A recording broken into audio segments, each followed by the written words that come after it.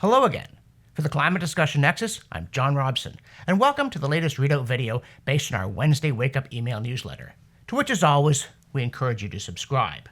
And those of you who do subscribe will have noticed a gap because we did take a vacation, despite fearing that everything would fall apart in our absence, proving we shouldn't have gone, or even worse, that nobody would miss us, proving we shouldn't have come back. This time it was mostly the former. While we were away, the BBC unmasked the great conspiracy to deny climate change, of which hostile commentators frequently claim that we are a well-paid part. And what really stands out isn't the breathless tone of, quote, the audacious PR plot that seeded doubt about climate change, end quote, but the feebleness of their claim that somehow something called the Global Climate Coalition, a minor group with a tiny budget that disintegrated 2 decades ago, nevertheless deviously out-argued the united voice and billions in funding from governments worldwide backed by a supposedly authoritative settled science consensus. As with the claim that the climate itself is so fragile that some minor perturbation will send it spiraling downward to catastrophe, it shows that the alarmist case is so feeble that, when challenged, many of them quickly retreat into comforting conspiracy theories rather than confront their own lapses in logic and evidence. The BBC even quoted Al Gore that, quote, I think it's the moral equivalent of a war crime. I think it is in many ways the most serious crime in the post-World War II era anywhere in the world. The consequences of what the oil companies have done are just almost unimaginable, end quote. Really? Worse than the Cambodian genocide? Yet for some reason the BBC didn't mention that in 2012, Gore sold his current TV to Qatar oil sheik-funded Al Jazeera for $100 million, 200 times the GCC budget, cashing in on this crime with a satisfied smile. Or that the GCC dissolved in a welter of bad publicity back in 2001. Nor did it analyze the failure of all those idealists out there with all that money and the settled science on their side to out-argue a sinister petroleum-smeared lying denialist corpse.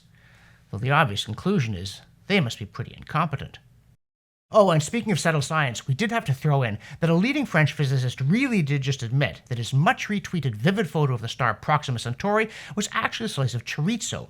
He did it to demonstrate that we should, quote, learn to be wary of the arguments from positions of authority as much as the spontaneous eloquence of certain images, end quote, which apparently irritated rather than enlightening people. And another thing that didn't get better while we were relaxing was the herd of independent minds getting the inspiration to shut down farming to keep the world from bursting into flames. In the Netherlands, the public reaction to that plan is going from bad to worse, but here in Canada, the federal government jumped on the bandwagon with plans to cut nitrous oxide emissions from fertilizer in the middle of an inflation crisis with looming food shortages. Yet, if you plug this initiative into one of those famous computer models and say, how much difference will it make to global temperature in 2100, the answer is not even 1/100th of a degree. Bring on the pointless misery, they say. But we say, look, when a scheme to combat warming has no effect on temperature but causes huge economic harm, it doesn't just reduce our capacity to adapt to whatever future changes we fail to prevent. It reduces our capacity to pursue other measures in the present that might potentially accomplish something more useful. And if the Canadian government stays true to form and continues to bungle its main GHG reduction plans while crushing farming, it will be a display of destructive incompetence remarkable even by Ottawa's increasingly impressive standards. Here I'm going to interrupt myself, without even banjo music, to tell you a fundraising pitch is coming, to thank everybody who's already supporting the channel, and to ask the rest of you to step up with a small pledge or a big one, monthly if you can manage it, by clicking here, so that we can continue to produce the videos and the newsletter. There's a lot that goes into it: researching, writing the scripts, video production, and we'd also like to expand our presence on other social networks. That is a big part of getting the message out these days, and by the way, for those of you who've been wondering, yes, we are on Rumble as Climate DN. But there's a lot of other places we need to be. That takes time and effort take money. So again, click here, $3 a month, $5 a month, more if you can afford it, and we'll keep bringing sanity to the climate debate across platforms. And now, back to the show. In the newsletter, we also note grumpily that while we were away, another scare story went extinct without apparently needing our assistance. Specifically, the Great Barrier Reef, which was due to be laid to rest next to emaciated polar bears, the charred remains of the Amazon rainforest, and now those adorable puffins as well as penguins, had the bad taste to burst into its own funeral in perfect health and gaudily dressed, shrugging off recent bleaching events as if they were all just part of the rich dynamism of nature or some such rubbish. Through gritted typeface, the Australian Institute of Marine Science said, quote, continued coral recovery leads to 36-year highs across two-thirds of the Great Barrier Reef, end quote. Hooray, right? Not to alarmists. The BBC groused that, quote, Great Barrier Reef sees record coral cover, but it is highly vulnerable, end quote. And of course, quote, the Great Barrier Reef Marine Park Authority, which manages the reef, says the outlook for the icon is very poor due to climate change, end quote. Presumably that would be the same climate change that has, for the past 36 years, helped the coral grow to record levels. Peter Ridd, the guy shamefully treated by James Cook University and then the Australian courts, gloated in a paper for the Global Warming Policy Foundation that, quote, the media makes much of occasional setbacks to coral cover, but a measure of the health of an ecosystem is the ability to recover from a major stress. Frail systems will not recover. Robust systems recover well, just as healthy people recover quickly from disease, end quote. As he added, quote, it is also unreasonable to expect that the small temperature rise over the last century, 1 degree Celsius, will have caused much impact, especially as it is well known that most corals grow faster in warmer water, end quote. Undeterred, the August Times attempted to give the renewed coral a good kick. But it accidentally gave the game away instead, in an editorial admitting that the main man-made threats to coral are unrelated to temperature, and then inserting the other foot with, quote, though the reef was born in the Miocene era, some 20 million years ago, the threats to its biodiversity have emerged quite suddenly. These include, preeminently, climate change, end quote. Bosh! And not just because the Times has no idea what threats to the reef's biodiversity might have existed 15 or 3 million years ago. It's that their reference to the Miocene, which is the first epoch of the Neogene period within the Cenozoic era, and lasted from roughly 23 million to 5 million years ago, underlines that, as Wikipedia notes, quote, as the Earth went from the Oligocene through the Miocene and into the Pliocene, the climate slowly cooled toward a series of ice ages, end quote. So, it was a lot warmer than today for 20 million years, during which coral flourished, but today's lesser warmth is deadly in some weird way not seen before, and also not matched in the Holocene climatic optimum, considerably warmer than today, or the previous Eocene interglacial, also considerably warmer than today, and which also unaccountably failed to whack the polar bears. In short, lots of climate change, lots of coral. Likewise, in a classic case of alarmists taking for granted that their case is proven no matter what the evidence, the Telegraph started its story on this topic, quote, Australia's Great Barrier Reef is bursting back to life in remarkable fashion after being damaged by warming waters, a new investigation has revealed, end quote. Whereas, of course, the health of the reef calls into question, to anyone whose mind is not mixed up and set like concrete, the notion that warming waters were causing damage. So, the alarmists say, never mind the recovery, continue the funeral. Just lie down and keep still, will you? And another thing. We went away for 2 weeks, and West Virginia Senator Joe Manchin switched sides on the massive U.S. Climate and All Good Things bill. And for now, the usual suspects are in a state of rapture over how it will save the planet. So, all done, right? Can we now talk about something else? No.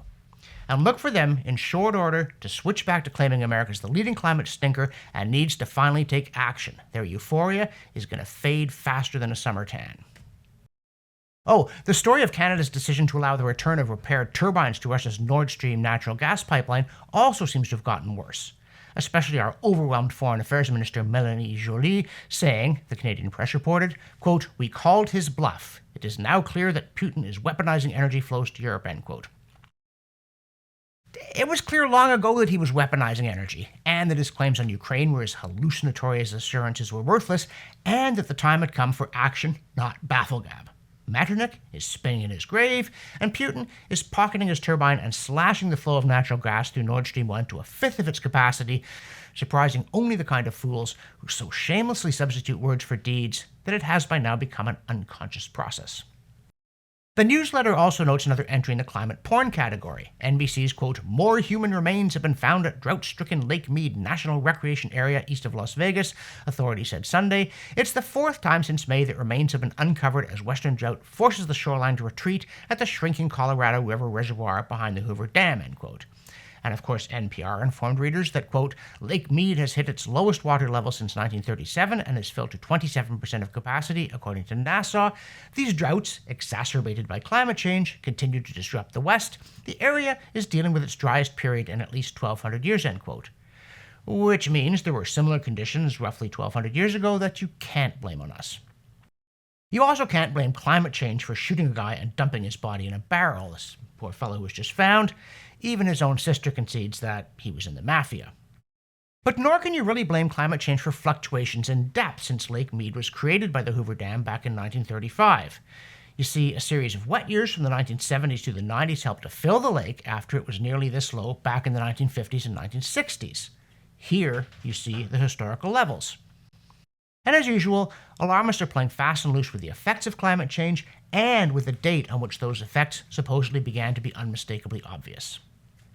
On the plus side, refreshed by our break, we decided to start a new feature at CDN where we take on some common truisms about global warming that everybody knows, but that turn out to be wrong or misleading on close inspection.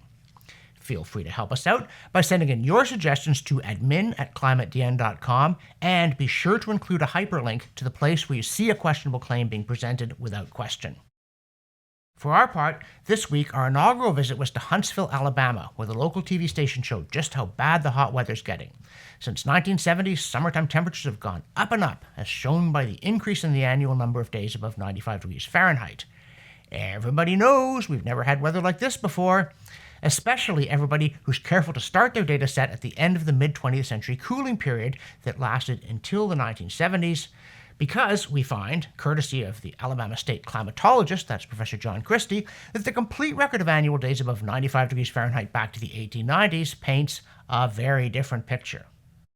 Again, if you spot a claim in the media that everybody knows is true, but that you're doubtful about, send it to us at admin@climatedn.com and we'll check it out. For instance, the idea that heat's especially deadly. A recent study from the UK examined data on 10.7 million deaths in England and Wales from 2000 to 2019 and found that, yes, unusually hot weather killed an estimated 791 people a year, but cold killed 60,753, making it 77 times deadlier. Maybe because, at least in part recently, the cost of home heating has gone up so much in response to hysteria about hot weather. In the newsletter, we also dug into the CO2science.org archive for a paper that says we know that there are terrestrial imprints of the solar cycle, end quote, even when, quote, the implied changes in solar irradiance seem too weak to induce an imprint, end quote. So, instead of ignoring unwelcome data, they tried to figure out how a signal that was apparently too weak to have a meaningful effect might nevertheless correlate with visible results. And it seems the answer, at least in part, is changes not in how much solar radiation is coming in, but in the reflectiveness of the planet's surface, which affects how much gets bounced right back out again. And you might be annoyed that their finding is situation complicated, more research needed. But when a situation is complicated, that results beats people going, situation simple, nothing to see here. Once again, that latter attitude could fairly be called science denial. So for the Climate Discussion Nexus, I'm John Robson. Back from the sunshine, but still thinking about it.